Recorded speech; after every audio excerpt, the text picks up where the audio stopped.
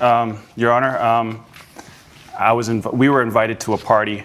I didn't know what the party was about. Mm-hmm. At the end of the party, I found out it was a key party. Mm-hmm. I wasn't up for it. I tried to grab my. I grabbed my keys. Why don't you reverse and tell me why you decided to go to this party? How long have you two been dating? 5 years. 5 years. That's a long time. All right. And then why were you invited to this key party?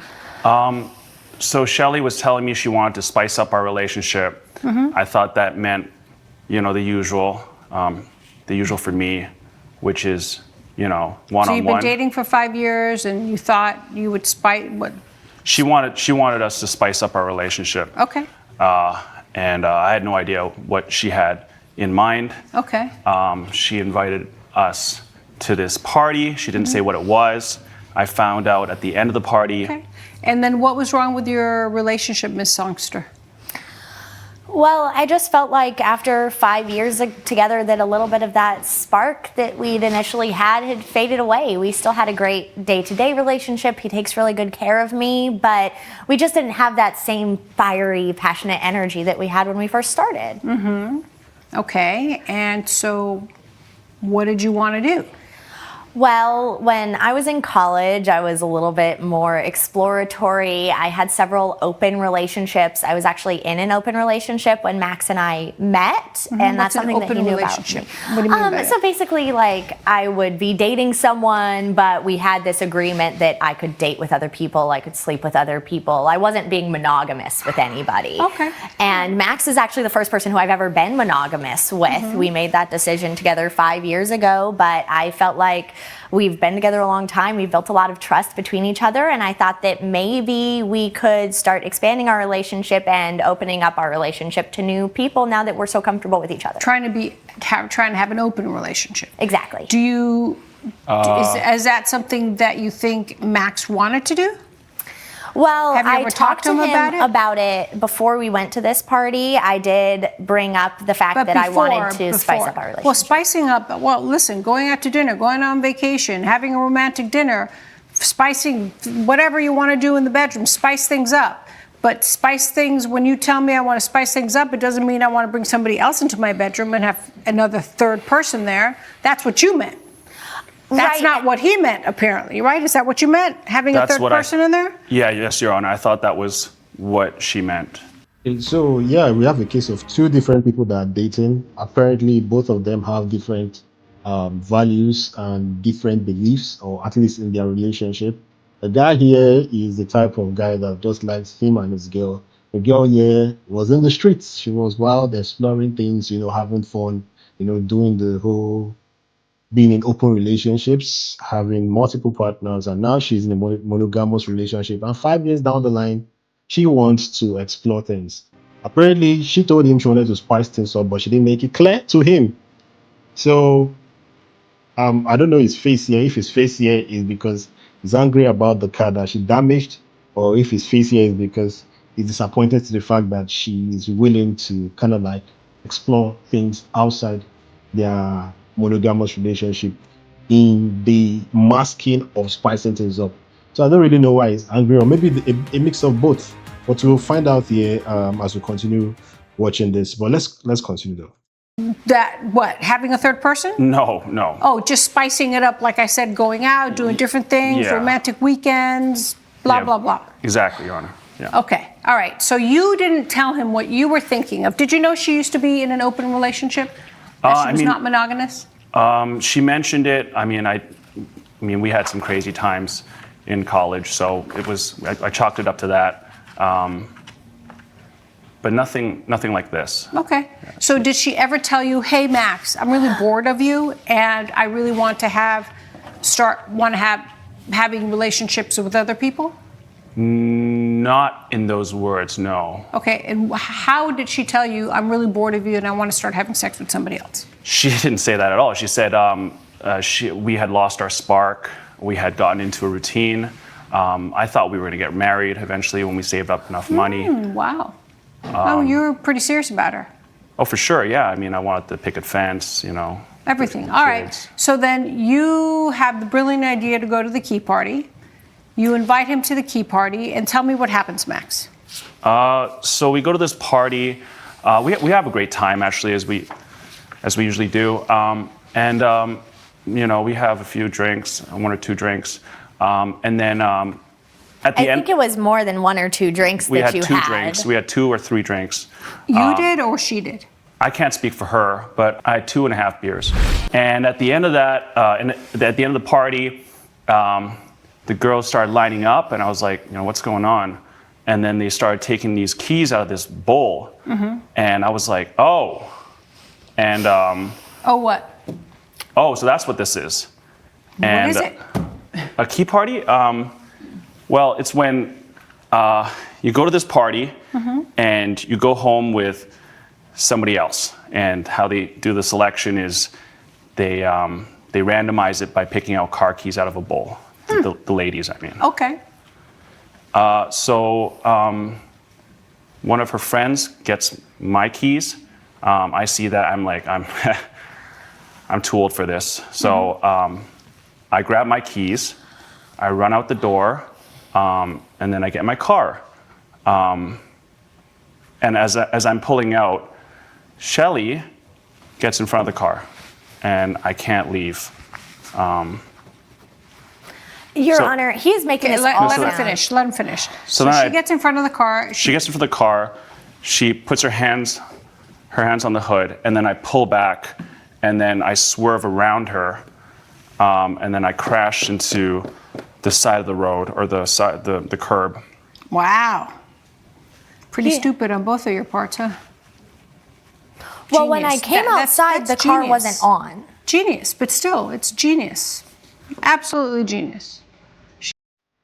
So I'm still trying to understand what was stupid on his part, because what he did was he reversed it. He tried to pull back so that it doesn't hit her. She was blocking him from leaving the venue.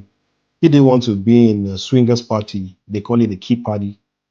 Thank God that he had to explain it here in court so that I would understand what he was saying.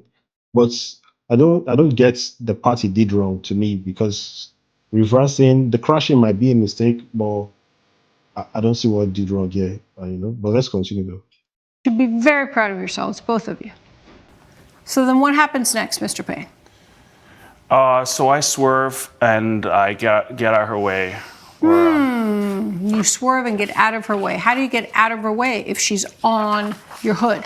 She's on my hood, so I back up, and then I go around her. Does she move towards the car? Yeah, she's still moving towards the car, but the car's faster than her, so I get out of her way, and then the car's going really Just imagine what could have happened. Okay, so then what else happens? So I strike the curb. It's a very low car, and then I keep going, and then I stop like a block away. I look at the car. It's okay, I guess. It's not great, but then I go home, and that was that. And why are you suing her if you reversed and whatever scratch? Why are you suing her? In as much as, man. Let's continue though. Did she come home? She came home. Yeah, she came home later. She came home in the morning. Oh, did you participate in the key party?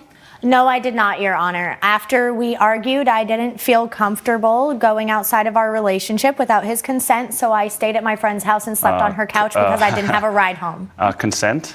All right. Okay.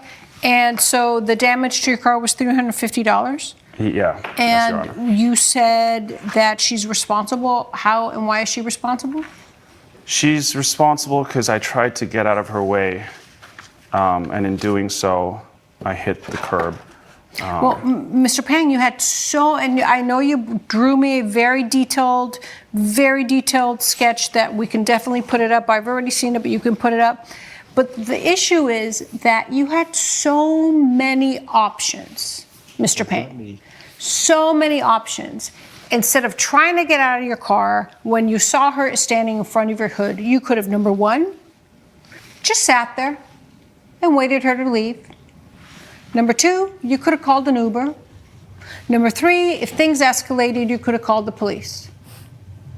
Especially those 3 options were so much better than just trying to get away from her, because you could have hurt her, you could have hurt yourself. There were so many things you could have done that you did not do.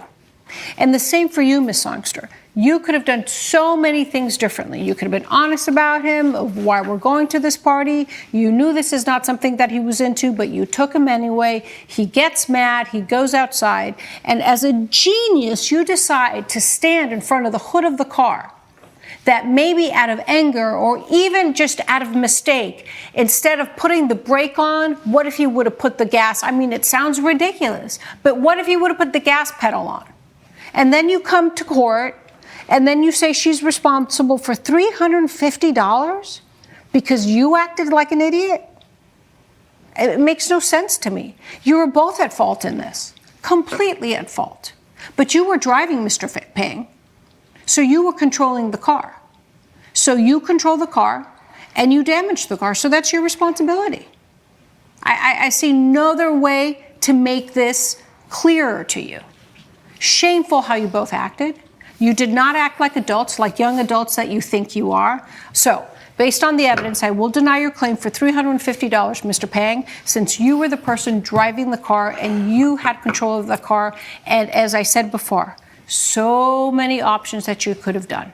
And if I were you, Miss Songster, I wouldn't be smiling. This is not something to be proud of at all. Good luck to you both. I agree with the judgment, even though initially I was like, what did he do wrong? So now I understand the full story. I could see that, okay, what he did wrong here is actually trying to blame her, blame his girlfriend for standing in front while he took the action of reversing and moving. He actually had other choices, truly. And, but he shouldn't have blamed her for whatever stuff happened to his car, because he drove. He was the one driving, and it was his responsibility to make multiple choices, and he didn't make any choice. Actually, he chose the most drastic and emotional one to make in the moment. So, well, that's his luck. So I agree with the judge's verdict, even though I feel like there's a lot of, aside the car, there's a lot of I feel like the lady in question, his girlfriend, actually acted more immature in the whole scene than he did. He was trying to avoid the drama. That's why he acted the way he did. But bro, you can't blame her for your car damage. It's not on her, it's on you.